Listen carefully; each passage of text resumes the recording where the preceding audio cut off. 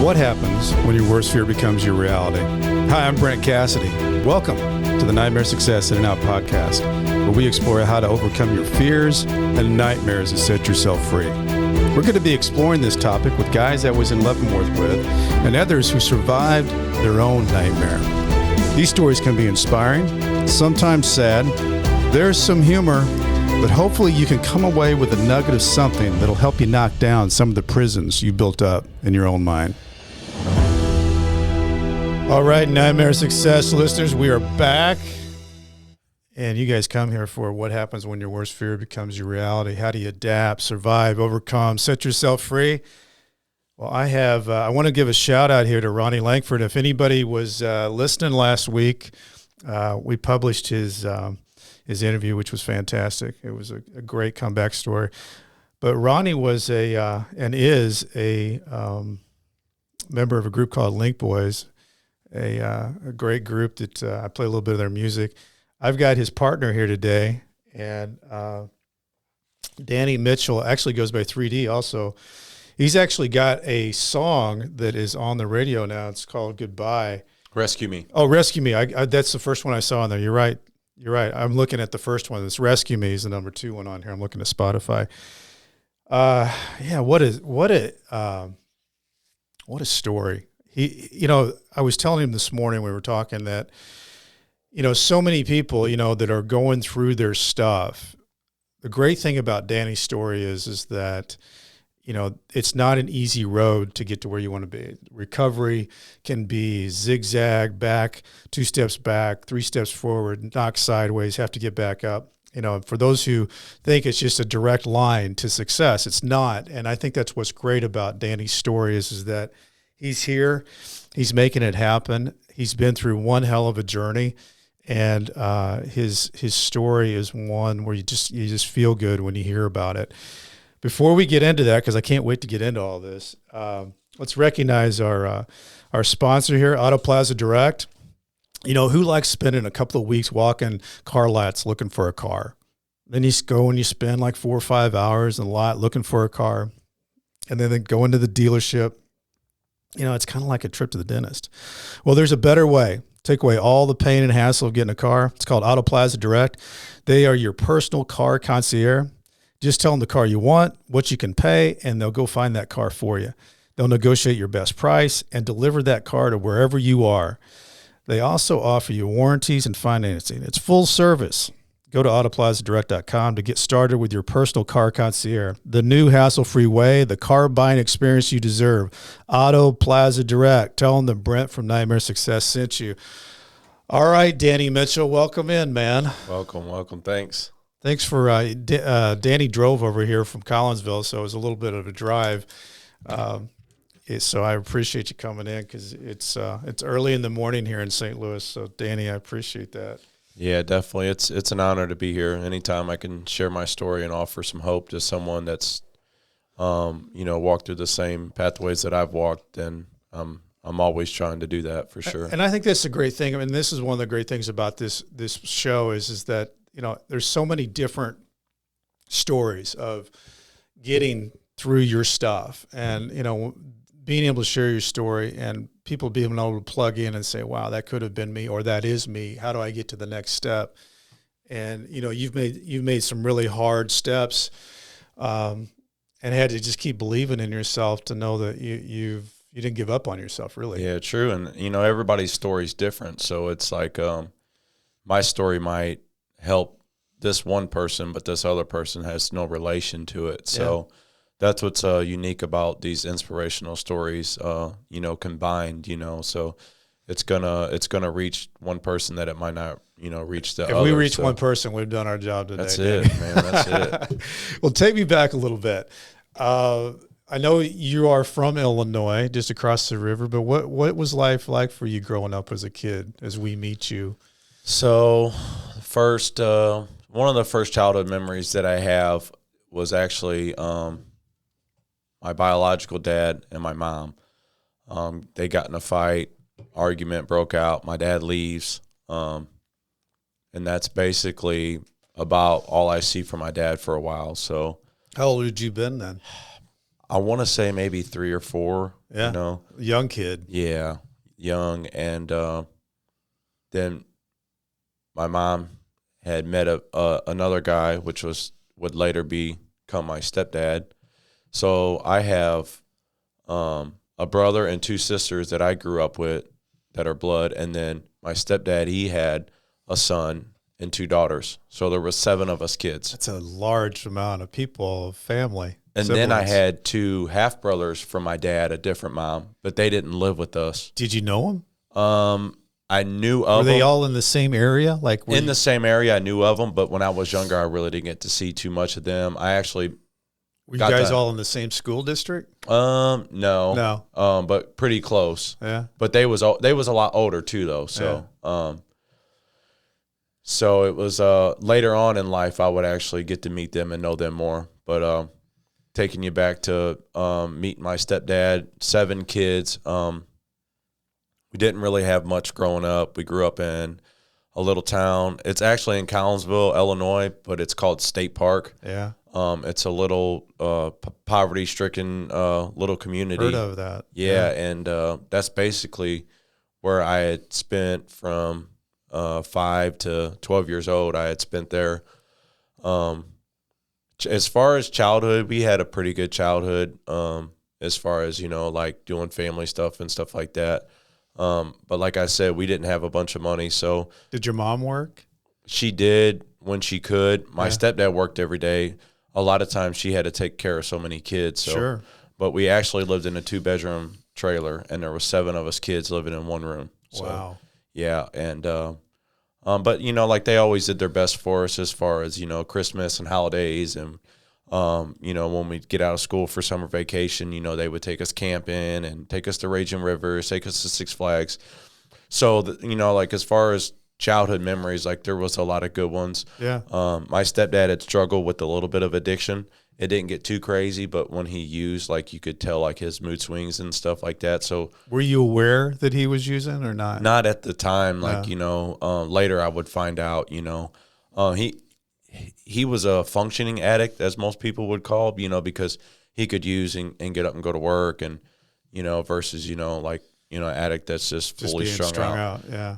But it still came out like in his behavioral. So, a lot of times he would take his aggression out on us verbally, not physically, sort of sense, but definitely verbally abusive. So, and then my dad, like my biological dad, he hit the road with the gypsies, and they, gypsies was basically these group of gypsies that would travel the country laying asphalt. So he hit the road with them, and maybe once a year I would get a call or a visit from him. So there really wasn't any connection there with No. And like I wanted that connection. It was like I could never get that connection. Yeah. I actually remember one year, it was my birthday. I don't know, it was probably 6 or 7.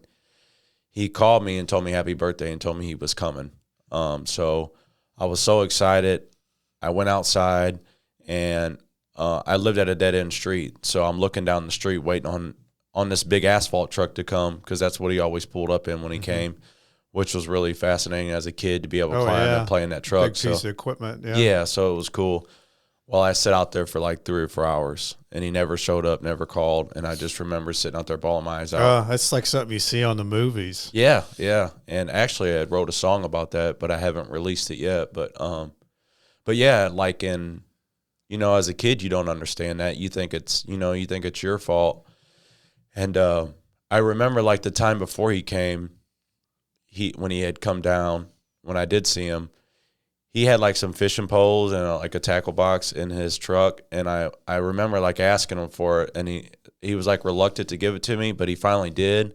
So when he doesn't show up, my first thought was, man, I should have never asked him for that stupid fishing pole. You know what I mean? It's all my fault. It's all my fault. Now my dad's not going to show up. So later on, I would learn, the real reason, and it's because he was a struggling addict, and he actually was using that day, and he felt so ashamed that he didn't want to come down. But did your mom have anything to say when all this happened? Like a kid that's upset, and he's sitting out front looking for his dad, and I would think as the as the parent on the other side that just tear you apart. Definitely. She was definitely comforting, and she would never, my mom's such a good spirit and good soul. She would never like try to bash my dad or, trying to point the blame, but, she would say stuff like, maybe he couldn't make it, maybe he got sick, just trying to be protective, but at the same time, not like bashing him. Cause of course she knew everything that was going on, right.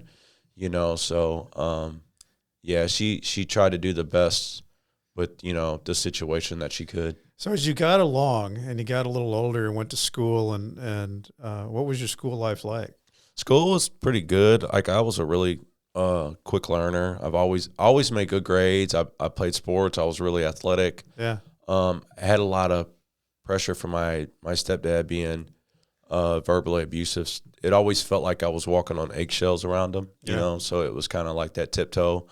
And it always felt like, he was, over me and like trying to tell me what to do. And then it's like, as a kid, it's like you're looking at this guy like you're not my dad. You know what I mean? You can't tell me what to do, So that rebellious kind of spirit, I think, had started at a young age. So 12 years old, my mom and my stepdad split up over some, complications with their marriage. And we actually moved to the next town, relocate, and then she gets with another guy who she would later marry. And then it was like, I'm a teenager now.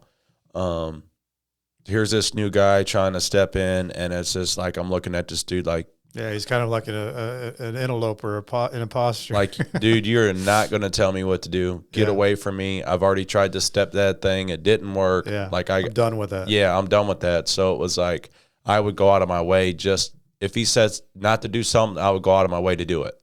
So that whole rebellious kind of teen phase, I think, had stemmed. Were you close with your siblings during very this time? Close, yeah. We was very close. Really tight knit, because it was like through our joys and through our struggles, we always had each other. You banded together. We banded together. On each other. So yeah. So around this time, my one of my older brothers who I live with, he started getting in trouble with the law, and he's 4 years older than me. So I'm 12, he's 16. He actually starts going to like juvie and juvenile institutions and stuff like that.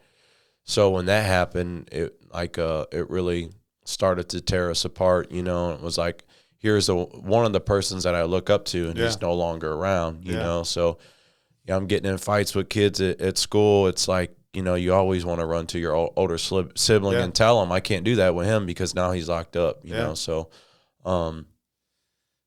and like my mom did her, she, God bless her soul, she did her best to really raise us, but I know it's got to be hard on, a single parent trying to raise 4 kids. So a lot of times, we would take off and, and go get in trouble and stuff like that. So, and always kept hush hush about it.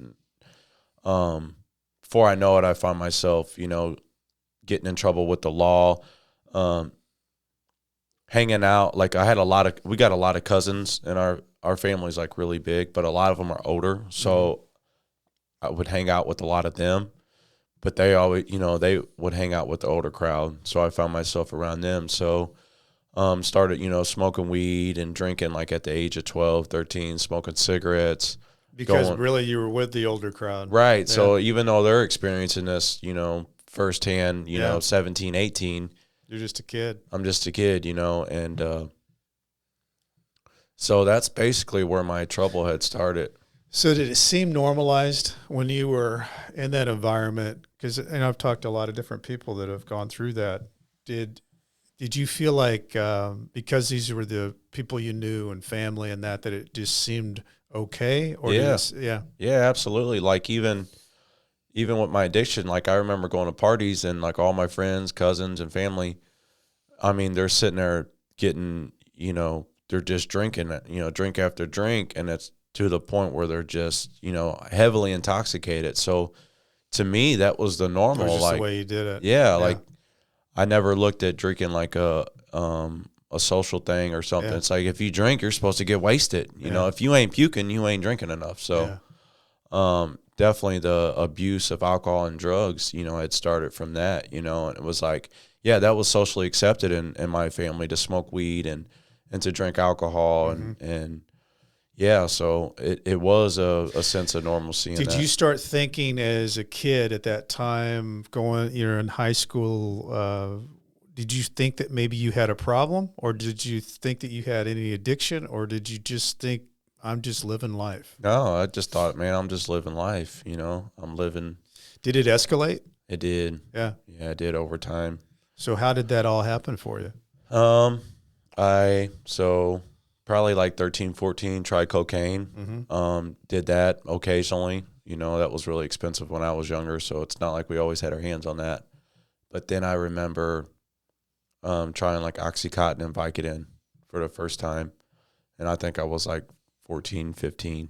And that I felt like was my drug of choice, because when I first tried it, I was just like, whoa, like this is good, you know? And like pills back then were so easily accessible. I mean, you could find them, you know, in any bathroom, and people sold them, and it was really cheap at the time. So, yeah. And then, you know, a lot of people, you know, they assume that since it's prescribed from a doctor or it's a pharmaceutical that, you know, it's safer, you know? So, so yeah, that's where my opioid addiction had really started. And then after that, I just continued to do pain pills up until I was like 18. So I know you are into and really good at music. Thank you. We're going to play some of your music because and you're on the radio. You don't just easily get on the radio. Absolutely. Were you into music back then? So I actually started writing. Because some of your songs are really deep. I mean, that one that I watched where you're actually in the trailer park where you used to get high and man, it's powerful. Addiction. Yeah. That's wow. Yeah, anybody check that out there. You can see that one on YouTube. It's powerful and really good. But so anyway, you did, or you were getting into music at that time, or how did that all happen for you? So like my right hand man, my best friend, who was also my cousin, you know, he was older. I was like 15. He was like 18, 19. He had started doing hip hop music, you know, so that hip hop. I grew up in a multicultural family, so it was white, you know, all blended, all blended. So white, black, you know, Spanish. So, and we all grew up. A lot of us grew up on the same street. Yeah. So, I grew up listening to all types of music. So I loved all music. He had started writing hip hop music and it had showed me, and then he had kind of like, he's like, man, you should try to write. We can, you know, do it together. And of course, I looked up to him, so I'm thinking if he's doing it, he's cool. You know, he was the cooler kid. He was older. He was dealing drugs. He had money. He had women. So it was like I was looking up to him. Yeah, I want to be like that. So I started. I remember like the first song when I actually sat down. I put the beat on. I'm sitting on my mom's computer at home, and like the lyrics just naturally came out. Yeah, like it was like so natural and so easy. But yeah, that's where it started. So I started doing like street music. When I had first started. So when Danny, how did this progress for you? Because, you know, I couldn't tell from reading the background, like when was the first time that you really got tangled up in something, and what was that? Like, when did you get put away for a while? So when I was 13, I robbed some houses in my neighborhood, and judge it was actually me, my sister, and a couple of my friends. He gave us probation. He gave us a couple weekends. Okay. Which was like, as a kid having experienced that, it was traumatizing. I bet. For real. I remember sitting in that cell just like wanting to go home, and it was like, yeah, it just sucked. I wish I could say like that was enough to stop me, but it was like, you don't. Probably saw a lot of other people that happening too. Yeah, it's like older than you. Well, yeah, and then it's like, you know, you tell yourself you're never going to do that, but you still do stuff that can lead back that way. Put yourself in the danger zone. Yeah, and then especially with drugs, like when you're using drugs, you're not fully thinking clear. Away. Yeah, you're not thinking clearly anyway. So it's like you tell yourself you're not going to go back, but you're doing drugs. What's going to, you're going to go back. So, so that's where my trouble had started. And then, it continued. I kept, catching cases and burglaries and stuff like that. They tried to send me to rehab. I would leave the rehabs. I'd go on the run. Mm-hmm. So that's where it started. So the judge eventually got tired and was like, you're going to juvenile DOC. And that's when they sent me to a place called IYC Harrisburg. It's in Illinois. What was it like? It was. And how old were you? I was 13, 14 years old. And to have to experience that, it was a culture shock. It was traumatizing. There's 500 kids in there, and a lot of all the kids in there have troubled backgrounds. The troubled youth. A lot of them misguided. There's gangs in there. There's fights every day because these kids are trying to prove themselves. Yeah. So it's like 500 kids, but there's a fight like literally every single day. Stabbings going on. They lock you in a cell. If you're not going to school, or you work a job for a couple hours, like you would basically be locked in a cell. And then it was like, even to get, like they sold TVs in there, but in order to get a TV, like you'd have to be on your best behavior. And I don't know, they could have changed a lot of this stuff, from when I was in there until now. I don't really know. But it was like, and then the staff would show favoritism on kids in there. So it was like, if you didn't make this certain grade on your level, you couldn't even buy a TV. And then even if you did get a TV, you could lose it, if you wasn't on your best behavior. Yeah. And they had books in there, and don't get me wrong, I learned to love to read, but So you had education in there. You went to school in there, and it was just a hardcore high school inside a prison. It was, and I got my GED in there. I took some college. How long were you in there? So, it would be like 6 months. I'd get out for 6 months, go in a year, get out for, a year and a half or something like that, back in. So from the age of 13 to 18, I probably had about 3 years in that place. 3 years in. Yeah. Wow. That's hardcore education. Yeah, it is. Growing up. For sure. So you age out of that. What happens next in your life? Well, so 16. Let's go to 16 years old. I have a baby. And it's like I have a son. My son's born, and I tell myself like I'm gonna do the right thing. Right. I'm not gonna be like how my dad was. I'm not gonna abandon my kid. Do the exact opposite. Yeah, I'm gonna be there because I know how it feels, right? And I believe that within my soul. Like I would have sold my soul at that moment because I know that like that was my mind focus, But using drugs, you get caught up and stuff. So, caught an adult case, was still using drugs, trying to manage, and then DCFS had gotten involved right after I had my daughter. So I had my son at 16, I had my daughter at 18. DCFS gets involved. I get locked back up. DCFS takes the rights of my kids because I can't be a dad. And then who do they go to? So foster parents. Yeah. They had first went to her side of the families. They went to her side of the family first, but later would go into a foster home. So how does that affect you? Because, I mean, you being who you were as a kid and having this complicated relationship about how you felt about your dad, knowing that now you had kids and you were going to try to be the opposite of that and be that dad, and now the kids are taken away, they're put in foster care. What's going through your mind? It's like the person that I did not want to become, I was becoming. Yeah. And it was like, did you feel hopeless? Did it feel like you didn't have control or you were powerless? Like the addiction was, you didn't have the clear mind to do what you wanted to do? It was a lot of everything, really. There would be moments where I would, even like they had tried to get me to sign my rights away. They're like, there's no way you're going to win in court. Just go ahead and sign this paper, and I wouldn't. I refused to do it. Like, I'm like, no, you guys you're going to have to take me to court and take my rights. I'm not going to sign my rights over. Like, I love my kids. I want to be there for my kids. Yeah. and but I couldn't be there for my kids. So,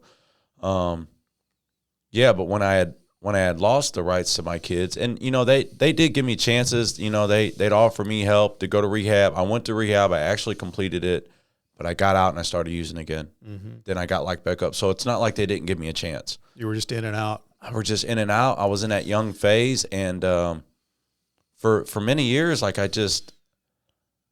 think a lot of addicts struggle with this. They believe that they can manage their addiction, and it never starts out like. When you do get clean and you get that sober period, you tell yourself that you can just drink. Yeah. Oh, I can be a normal drinker, I can go to this ball game and have a beer. Like that's a good social, everybody else is doing it. Right. So why can't I do it? So, but it never works that way. And it's like some addicts drive themselves to the graves trying to do this. It wasn't until later that I realized like I can't use nothing whatsoever. It's got to be complete abstinence. I wish I would have learned that at a younger age, but I didn't. So it took me a long time to learn that. So I'm like trying to get my kids back, and then I catch more cases because I'm still out. Now I'm committing frauds, home repair frauds, because that's basically what my dad was doing, and he kind of taught me that when he came back around. When I was like 16, he actually moved back into town, so I started getting to know him more, and he had kind of taught me that. He taught me how to work for myself, but he also taught me how to scam people. So that had become one of my charges. So I'm back in prison. I lose my rights, and then when I lost my rights, it was just like it just made me worse. Like that's when I started using a needle. That's when I started shooting heroin.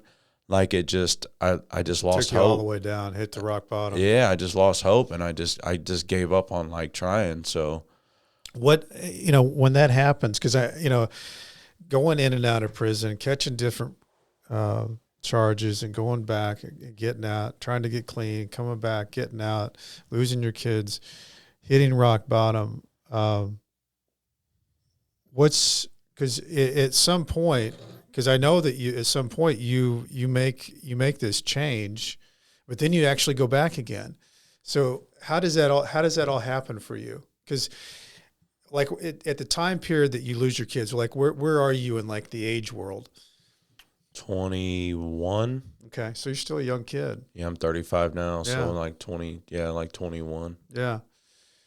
So you lose them, you hit the rock, but I guess you're in prison when you start going down this dark, rock bottom. In and out, yeah. So when you're in prison, what's going on in prison? What's your life like? And when you're in there, are you getting clean, or are you still using? How's it working for you? So when I had started doing time, I started doing time in Illinois because that's where I'm from. When I was around after I lost my kids, I had actually caught some cases in St. Louis, so I started doing time in Missouri. Yeah, Missouri prisons and Illinois prisons, even though they're right next to each other, they're ran completely different. Yeah. So Illinois, the drugs wasn't easily accessible in Illinois, at least not where I was at. Yeah. So in the prison. Right. Yeah. So in there, I'm like, I'm working out heavily. I'm trying to eat right. I'm trying to get I'm on my spiritual journey. I'm reading the Bible, but there's really no choice in there. So, and it was good though, because it helped me grow. Some people have to have that stuff taken away from them where they have no access to it. Yeah. So, but it's like I got my head clear. All right, I'm going to get out. I'm going to do this thing. I'm going to do right. I'm going to become successful. And then it's like I get out. I'm wanting to go socialize, have fun.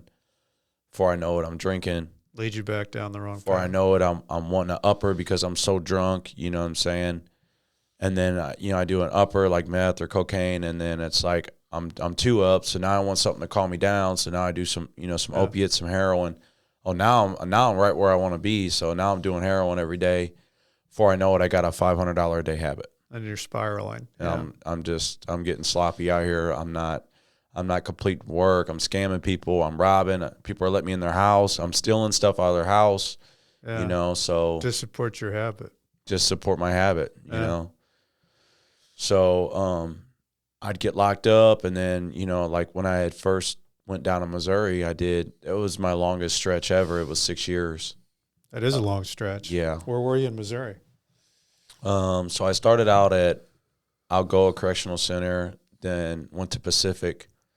That's where I actually met Ronnie. Yeah.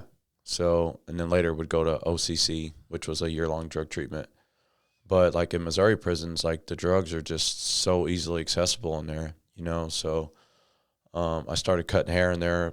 I'm like the lead barber. So, and the way the prison was set up at Pacific, you know, the barber had access at night in the winter, and because the yards would be shut down, so the barber had access to all the wings. Mm-hmm. So these guys, you know, they get their drugs in.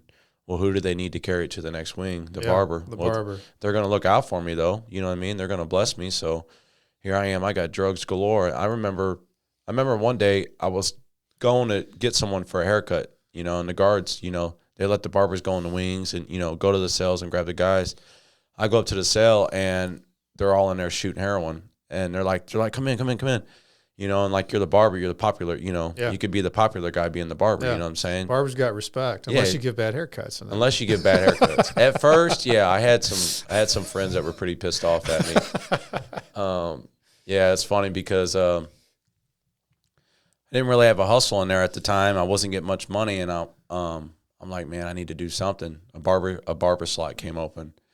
And, like, I knew the other barber. I'm like, man, give me that job. He's like, can you cut hair? I'm like, oh, sure. Yeah, I could cut hair. I got this, you know.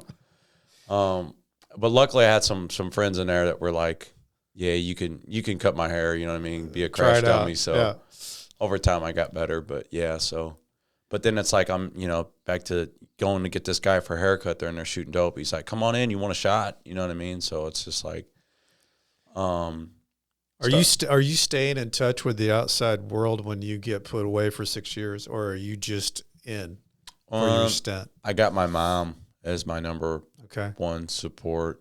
Some family members I talk to, but usually, you know, when you do them long periods of time, it's people just out of sight, out of mind. They get busy, You know, so thank God I had my mom, though. Like, she was always my number one, right by my side.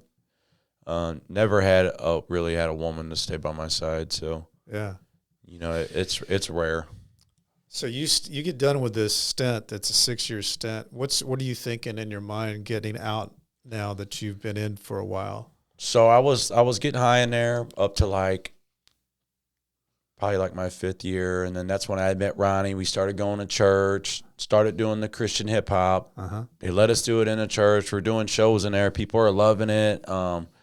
I get clean in there. I'm not using drugs no more. I'm not passing drugs no more. You know, I basically went to all the gang leaders. Was like, look, I'm getting sober. So pass your drugs to all the barber, because I'm not going to do it no more. I just can't have that stuff in my life no more. Mm-hmm. So it's like, and then I'm working out every day. I'm getting healthy. I'm talking to Ronnie. We're making plans. Mm-hmm. About to get out soon. It's exciting. You know, we're going to get out. We're going to do this thing. Ronnie gets out before me. I get out like a couple months after him, and I go back to my same environment, you know, and which is tough. You know, I think that's one of the tougher things, especially if somebody is dealing with a drug addiction, because I think it's just tough if you get back into the world out of prison and you end up back in the same world that got you into that world of prison. It's tough. I mean, the willpower and the fortitude of what you have to step through all that. Yeah, because it's a psychological thing when you go back to a bad environment. Yeah, it's like that's what your brain remembers them patterns, sure right? It does. So it's a like routine. Yeah, so you go back to that, and that's all you know. It's a comfort from that. routine. Yeah, it is, and so it's like. So you get out and then I stay clean for like a month, and I'm doing everything I'm supposed to be doing. And then I remember one night hanging out with this girl, and I'm trying to sleep with her. You know, I've been locked up 6 years. You know, I'm trying to get laid. So, and then like she's like, she's digging me, she's liking me, but then she rejects me, right? So, and I'm like, man, I'm gonna drink a couple beers, you know, try to lighten the mood up. And that's where like my addiction has started. And then before I know it, just starts going. It started going again after that. You know, it's just like before I know it, I'm shooting heroin again and running from the cops and get locked back up. What does that feel like? Because, you get into this world and you in the prison world and you get yourself right and you're feeling right. You finally get released. You're doing stuff with Ronnie thinking, hey man, I'm going to hit this out here. You've got good stuff. I mean, you write good stuff. You've got real talent, but you fall into that. And now they say, Danny, you're going back. Yeah. So it's like for me, it was like, man, I had my hopes set so high that I was so convinced that I was done with that life, because here I am in prison, and I'm saying no to drugs. And you made the hard break in prison, which would be tough. Right, There's nowhere else to go. Right. you're contained. I can do drugs if I want to. Yeah, like they're all around me. Like I have easy access to them. Right, exactly. But it's like I don't want to do that. So like in my mind, it was like, this is it. I finally got it licked, But I could say this: I wasn't fully working my 12-step program. Yeah. I had a really solid connection with God, my higher power. So I don't think that was the case, but it was like that, that first step in AA, is admitting that you're powerless over your addiction, that your life has become unmanageable. Right. Looking back now, it's like I didn't have that set in stone, I guess, because if I did, I wouldn't have drank that night. So, and I wouldn't have put myself in that high risk situation. So yes, environment plays a lot into it. Yeah, I mean, a lot of people say people, places, and things. Those things, those three things. Yeah. You almost have to break yourself into where do I want to be, where do I want to go, and then you have to find mentors that are where you want to be and who you want to be, and then those people can hopefully hold you. People, and help places, you. And things. You hear that a lot. So when I started drinking, it was like it just crushed my spirit, because it was like, how did I even get to this again? Yeah. Like I was done with this, and here I'm doing heroin now. I fell down, and honestly, at that point, I didn't even want to get back up. Yeah. I got comfortable in my addiction again, and then me and Ronnie, our relationship got distant, and basically left everything on him to, he kept going, thank God, but it was like, and then before I know it, you're back in. Here I am getting locked back Okay, up. so when you get, I want to take a break there right there, because I want to recognize our other show sponsor, because I want to get back into when you went back in, what your mindset was and how you've planned on getting yourself out, because what you've done since you've been out is what I want to talk about a lot about. The other sponsor to our show, AaronDuncan.net. What is AaronDuncan.net? Well, they are they make bad news go away. And they're known as the trauma surgeons of brand crises, corporate scandals, high-profile litigation, legal investigations, prosecutions. So what do? Well, they're crisis management, crisis communication, media relations, reputation management. They're prison consulting, coaching. If you got a problem, they will be there, and they've been through this, and they know how to step through the crisis. If you've got a crisis, if you want a confidential consultation regarding a crisis, need an advisor, somebody to walk you through your pain, your nightmare, contact Aaron W. Duncan at gmail.com or text 636-236-5071. AaronDuncan.net, crisis management guy. I could have used him back in my day, Danny. So, yeah. So let's get into it. So you go back in. What's in your mind? What are you thinking? I'm back. What's in your world of thought? I'm screwed. Yeah. Here I am again. Here I am again, and not only here I am again, I got 11 felonies racked up in 2 different states. Yeah. And I'm like, how do I do? Yeah. I've already been to prison numerous times. I just did a 6-year stretch, and it's just like, man, they're gonna nail me to the cross for this. Yeah. There's no getting out of this.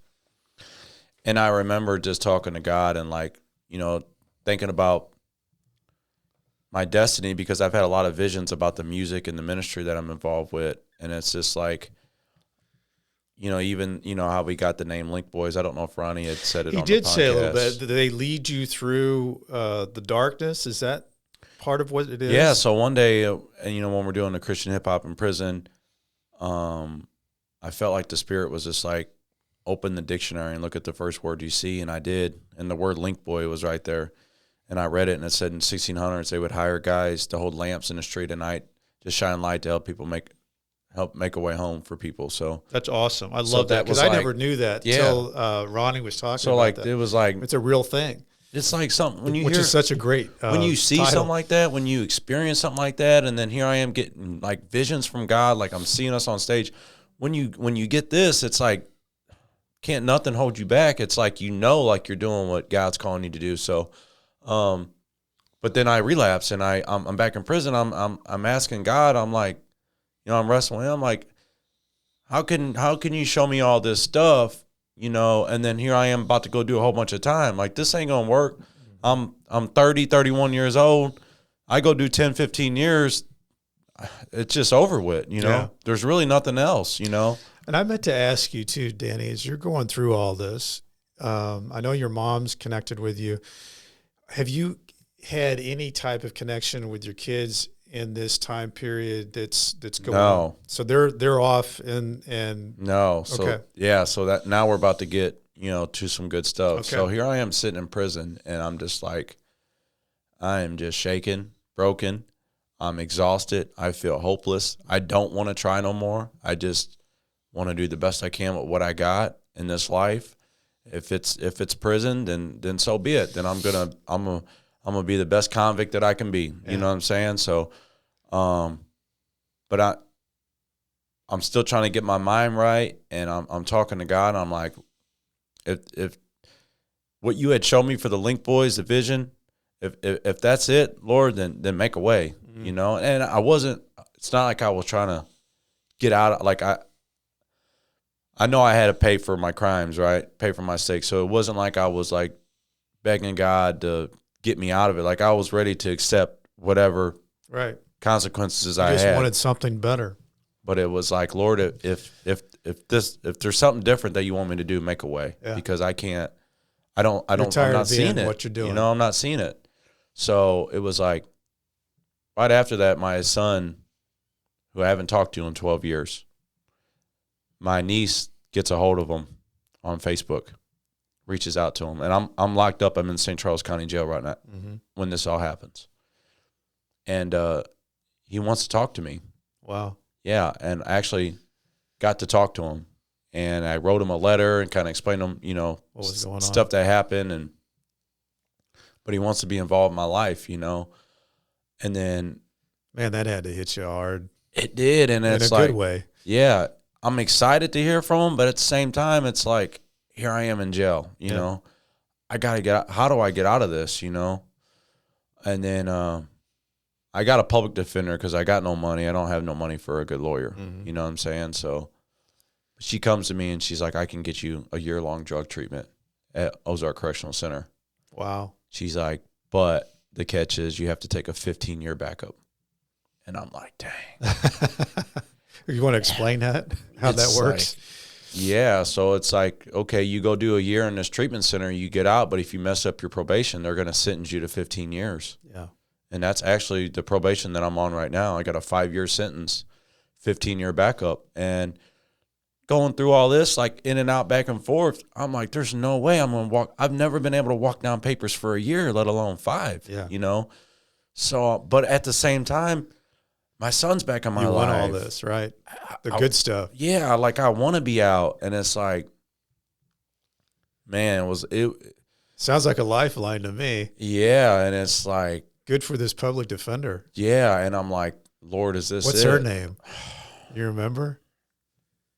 We'll look her up. We'll put it in the show episode notes. I love it when you hear a good public defender story. Man, I'm telling you, she was really good. I could definitely get her name. I just can't think of it off the top of my head because it's been a couple years ago. We'll put it in the episode notes. So it's like, here it is. Like here's an opportunity. I don't have to do too long. I can do enough time to get clean, get my mind right, get refocused. My son's coming back in my life, and it's just like Ronnie starts, me and Ronnie are talking again now because I'm locked up, and he's, in a way, he's relieved because he knows I'm not going to die in my addiction, know, even though it was like it was like I abandoned him, it was just a situation. Yeah. So we had a distant relationship at first, but And then like I started getting a lot of help and support in there.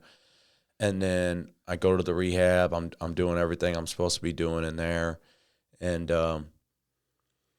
What are the people like you're with there? so this rehab center was actually a few years ago. It was probably one of the best as far as an institutional.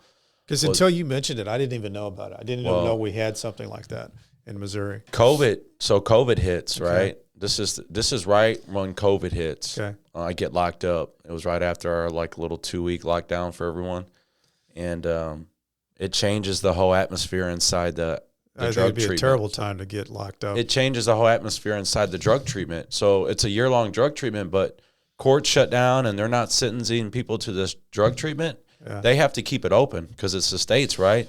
So what does the state? Their best thinking is what they do. They send these level 5 guys that are getting dirty drops, violent offenders, to there. gangbangers to this year-long drug treatment. Oh, man. These guys in here got anywhere from 5 to 50-year backup. Wow. If they don't complete this drug treatment, they have to go do all that time. So now they're mixed. So this nice drug treatment center where you're getting help, it's like a prison yard, but worse. Sure. Because now you got guys running real around. players. Yeah, like while I was there was 2 gang fights, like big ones. There was a riot in the prison. Yeah. There were stabbings there. People got beat with locks. Wow. And it's like, man, I'm tiptoeing around all this. Yeah. And thank God I got God on my side. And it's like, man, you got guys in there that are on methamphetamine. They're up for 2 weeks, and they got 25 years ago due back at prison. So they're sitting in this drug treatment for a year, and it's a wide open facility. Yeah. So they get to be outside all day. Yeah. Versus the level 5 where they just came from, if they're lucky to get out for an hour. Mm-hmm. So to them, it's like heaven, Yeah. They're outside hanging out on the yard all day. You got a guy in there up for 2 weeks, and he starts thinking everybody's out. Everybody's telling on him. Paranoia Getting kicks paranoid, in. Yeah. You don't know what this guy's thinking. So he you're comes a snitch. Yeah. thinking you're a snitch. Yeah. How'd you get this, how'd you get this sentence with probation, So it's like, that's a scary thing, because if this guy comes at me, I got to defend myself, But if I do, I get in a fight, I get kicked out. Yeah. And I got to go do a 15-year backup. 15-year stint. Yeah. So it was pretty crazy. Like, it was That crazy. sounds like a lot. But sitting in there, I was like, man, I'm done with this. I don't want to live this life. This is not what I want to be no more. Yeah. This is not. So Ronnie had let me parole to his house when I got out, which was That's it awesome. was a big help in my recovery. That is because such of a big deal. I didn't know that. environment. I didn't realize that part of your story, because I think those little things like that are such big things, Danny, that, being able to get out instead of going back into the wrong area, now you're at Ronnie's house and you can start taking some steps that feel normalized of where you want to be, what you want to do, how you want to connect. Yeah, because like I didn't even know what normal was in society. Yeah. My normal wasn't normal. So I had to learn that. Even though I found a way to not do drugs in prison, I never really found the way to not do drugs outside, because, in this world, this fast-paced world that we live in, there's way more stresses, Oh, yeah. way more responsibilities. Exactly. And you're it dumped could- right back into it. It could quickly drive someone to go use, you know what I Exactly. mean? So, yes, going to Ronnie's, having a different environment, like, was key to my recovery, and I think it's... Well, let's talk through that, because, you've had some really good stuff happen in really a short amount of time of really putting in the work that has created your own success. What else happened since that time? You got released out and you're at Ronnie's, and you enter back into this crazy fast world. Yeah, so the knowledge that my dad had given me as far as like working for myself minus the scamming, right? The good stuff. The good stuff, right? I cut the fat out of that, Right. of that steak. So I was like, I can run my own business. I can do this. So I started my own business, my own LLC, Pro Contracting. So became my own boss, and it's been really successful. I've been out a little over a year, and it's booming. Business is booming. I stay busy Monday. What all do Friday. you do? Tree trimming, tree removal, home repairs, power washing, driveway seal coating. Yeah. So I do a little bit of everything, and then even do like some subcontract work. So I built up a connection of people that like I got an electrician now that, you know, I can kind of sub work to him or, you know. But I mean, and then in your music. So lead us into that. So yeah, I hit the ground running with that too. And that was, you know, all glory to God and Ronnie, because Ronnie was out while I'm locked up, you know, going through what I'm going through. He's still building, working the foundations of the music. Yeah. A lot of stuff that, you know, being an artist, you don't really understand like how much stuff really goes behind as far as if you're being an independent artist. Yeah, it's a business to itself. It is. You got to start a business, and it's a lot of technicalities, and he was able to figure a lot of that out. So when I got out and he was able to teach me, boom, like we're doing ministry events. I remember my first week out, we went to a church to do an event, a youth event. I wasn't even out a week. You know? That's wild. It was like already set up, ready to go. So, and it was just awesome. So it was like, even though like I strayed from the path, it was like God had catapulted me right back into my destiny. And what's the situation with your kids now? So yeah, it's great. Like I'm talking to my son and my daughter. Yeah. I got, how old are they? My son's 17, my daughter's 14. Yeah. So they're back in your life. They're back in my life, not like fully, but we're talking on social medias and building that connection, that relationship. Yeah. And actually just had a newborn baby too. So wow, another daughter. So yeah. You got a lot of good stuff. Let's listen to some of your music here. I want to play the song that's on the radio right now. So this song is actually released under my solo artist name. So it's not released under Linkboyz. It released under my name. It's 3D, but the song's called Rescue Me, featuring Palais, and it's actually on radio right now. It's not playing. It's playing through your computer. I don't hear it through the headphones. Okay, hold on. It needs to be connected to the Wi-Fi. So yeah, I'll just kind of. Yeah, why don't you give me a little background on it while I'm connecting this up. Yeah, so what's cool about this album, Transparent, that I just released, almost every single song on that album was actually wrote in prison. Which is very cool. Which was another way that God had made, because Ronnie was able to send me burnt CDs with beats on it inside the prison. And I'm in the prison performing shows in there and able to write music. So like all these songs I actually wrote in prison. So this was a song that I started in prison. And I had like the chorus and my verse was done. And then I had started reaching out to different artists to try to connect, to build my connection.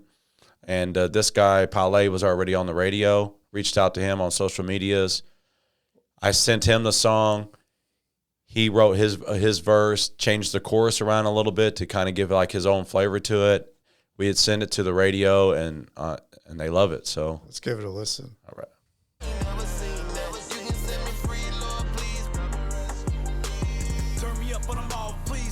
When I call, speak everything on my song, lead anytime that I fall, reach deep down in my soul, keep me out of my lows, feed me when I need hope, bring peace when I can't cope. Man, these voices all around me keep on telling me I'm drowning, but I know it's just me doubting in my faith. When I feel outy, will you rescue me and set me free and get me back in my destiny? Cause with you I'm the best of me, without you I'm a mess up. See this flesh on me, I wear it, but I'm controlled by the spirit now. If I sin, I air it out. I'm on my knees, please send me now, cause I've been going through some things, convicted by my foolish ways. Tell the church I'm on my way. At the altar, let me keep it real, I got it, you know you see that. I'm just being honest on my knees, where it's real at. I just want your will, wipe me clean, never seen that. You can set me free, Lord, please come and rescue me. Let me keep it real, I got it. It's good stuff, man. Thanks. Good stuff. Man, I'm proud of you.